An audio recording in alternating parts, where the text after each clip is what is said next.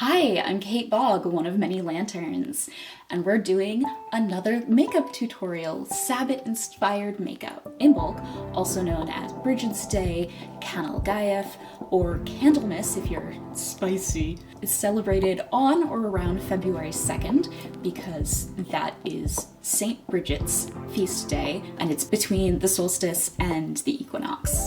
The holiday is a lot about Bridget the goddess, so I'm gonna be taking inspiration from her. We're gonna do a white inner eye, similar to the Yule look, but instead of leaning into the yellow and the glitter and the dark green, we're gonna lean into kind of a brick red. Let's get started!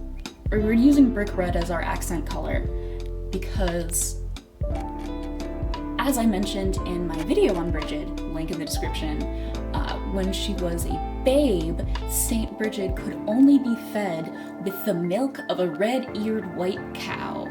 And that very specific image of the red-eared white cow was a signal to people, this is a fairy woman, this is a magical woman. I'm going in first, I'm just hitting everything with some matte setting powder because I want a base that I can blend into. As always, I'm not doing anything to my face to like cover up zits or put down foundation to make my complexion more even, because for me, foundation and concealer for makeup are very much about controlling the way people see me and having them see me as competent and intelligent, strong, beautiful, whatever. So I'll wear a full face, including foundation and concealer, if I'm going to a job interview, or if I'm feeling a little off and I like fragile emotionally and I want to seem more strong than I am. But for this look, for all of the makeup for the Sabbath series, I don't want to project a specific image. I want to focus on the art and the vibes of the holiday. With all of that said, I'm pulling out now my macaron full of that white cream eyeshadow. You remember this, friend. And we're gonna go here in the center and blend it out to like the 3/4 mark on the eye. If you care about brands, I believe this is NYX. But also, I don't do these videos expecting you to have a specific brand. I care more about telling you what colors and what techniques will get you the look. Basically, I'm not an influencer. Alright, I may have gone a little further than I wanted with this, but it's easier to blend this out and cover it with more than it is to lay down another layer of the white once I've added color. So I'm taking my Gothic Romance palette from Necromancy Cosmetics. We're gonna be using this dark red and then probably a little bit of the brown up here. Is that the brown? This one's the brown. And packing that on the corner and crease of my eyes. I say packing, but I am doing it with a very fluffy brush. I'm gonna start with this brown. Holy shit, had a lot more payoff than I was expecting. It's almost like putting color directly on top. Something sticky and grippy will mean that the color sticks and grips. Outer third, corner, fluffed out a little bit towards the edges. And now we're doing the same thing with the darker red.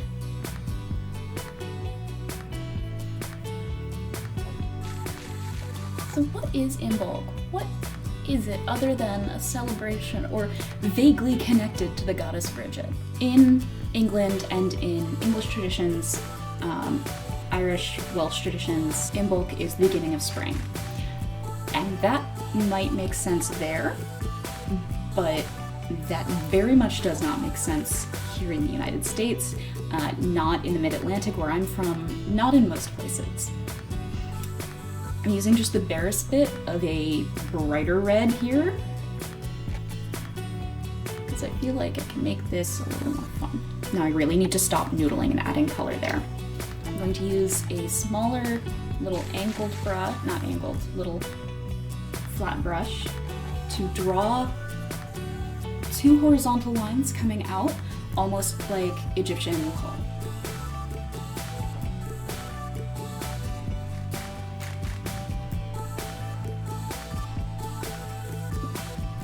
But Imbolc is when there's been just enough sun to start melting the ice. It's still gonna be cold as hell, because winter's not over, and because the waters around you and the earth both hold on to cold. But the air is starting to warm up. We're having longer days. And you can notice that you're having longer days because ice is melting. The rivers are getting a little fuller. The really early trees, the plum blossoms, the cherry blossoms, the forsythias, are starting to put out their little buds. And they know that they can do this because it's warm enough during the day. There's enough sunlight that it makes sense for them to move water and nutrients up and down their tree again, their trunks again. It's them starting to wake up. If you're in a very warm area, you might have snowdrops, or, God, if you're very warm, you might have crocuses already. These heralds of spring, kind of. I was hoping to get these lines more even, or rather more flat. How did our ancestors celebrate Imbolc? Bridget's crosses, Brightiog, is there something else? Laying out Brat Brige, and looking for traces of Bridget. On the night before Bridget's Day, the saint goes through Ireland and blesses things in her path. So one tradition is to s'more the fire. Let your fire go mostly out with the hot coals in the back, just covered with ash. Smooth out the ashes, and then in the morning you look for evidence that Bridget came by and tended your fire. Alternately, you can lay a strip of cloth or a full blanket outside overnight, the night before Imbolc, and Saint Bridget will pass by and bless what's now called a Brat Brige, so that, and then turn it into a healing charm for the coming year.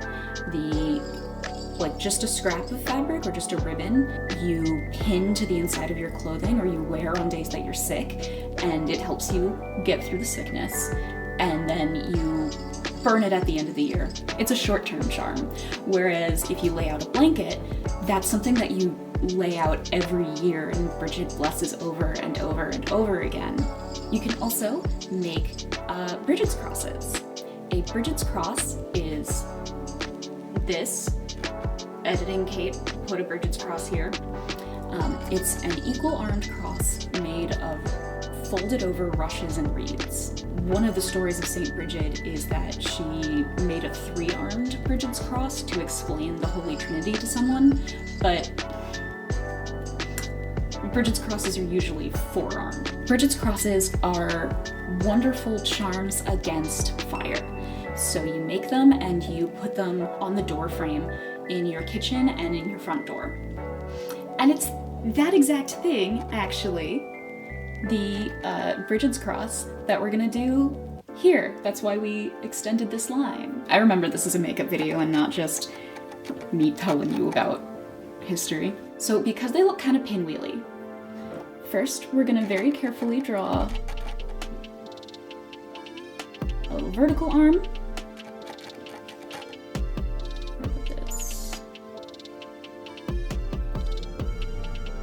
Right, beautiful, beautiful. And then draw the next line out a little bit. From the top point, I'm gonna go backwards towards my temple, like this. See, like that. Therefore, the next line will be from the horizontal line down towards my cheek. The vertical line on my cheek will point towards my eyeball, and the horizontal line will point upwards. There we go. 2, 3, and 4. Let's see if we can extend this a little further. Yeah! I acknowledge that this looks a little bit like a gash because of the color, but I'm hoping that the obvious powder texture makes it look less horrifying. We're gonna do the same thing on this side, and we're gonna try to make the pinwheel, here the pinwheel is kind of like going backwards, we're gonna try to make it do that as well.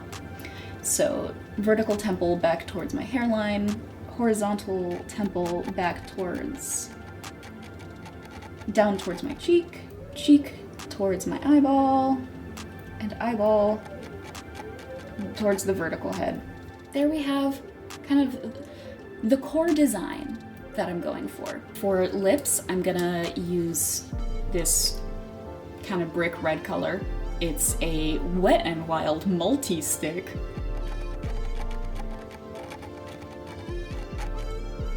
It's a little bit more orange and true than here, but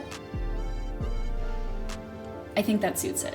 I'm gonna add just a tiny little bit on my cheeks. Because Imbolc is a winter holiday. It's still cold as hell in February, and that means my cheeks will be rosy from the chill.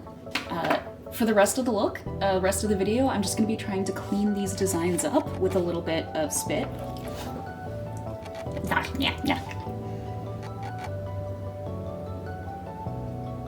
This one I think looks really good. This one looks a little bit more like a God's Eye than a Bridget's Cross. Unfortunate. In Christianity, Candlemas is the day that you are blessing and setting up your candles for the liturgical year.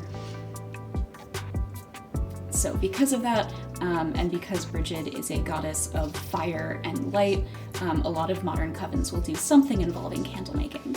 Some modern covens will also hold their initiations on Imbolc. I know this is a big thing over on the West Coast with some Dianic Wiccans, with reclaiming covens, just like Barbara Ardinger's Woman's Wheel of Ritual mentions this.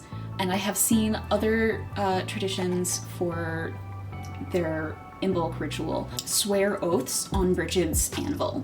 But I would say the core of Imbolc is Bridget, the quickening, the barest seeds of spring and of waking up after the deep rest, and a celebration of the winter to come.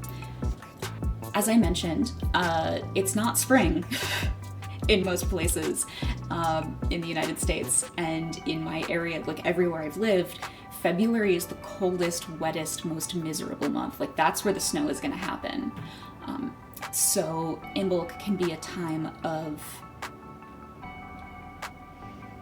acknowledging what that rest is giving you. The earth is sleeping. She's a little bit awakening. She's rolling over in bed, aware, but she is still sleeping, and there is still really important growth happening in that hibernation. This video is still not turning out how I want it to, but whatever. A lot of Wiccans and pagans who don't farm say that Imbolc is when the various milk-giving animals start giving milk, like they're pregnant enough that now they're going to start lactating. They're going to start producing milk, and you can start making cheese and butter and all of those lovely things, yogurt, and just also eating milk. I don't know how true that is, and I don't know how true that is in the modern day when we can really like force cows and sheep and goats to really breed on our time, but that's a reason why you'll see a lot of dairy around this holiday. For my coven, we divvy up a brat brige that the coven head leaves out the night before, so everyone can have a piece of that charm, and we make our Bridget's crosses and we bless them in ritual and ask Bridget to help bless them as well. So we have lovely little charms for the year.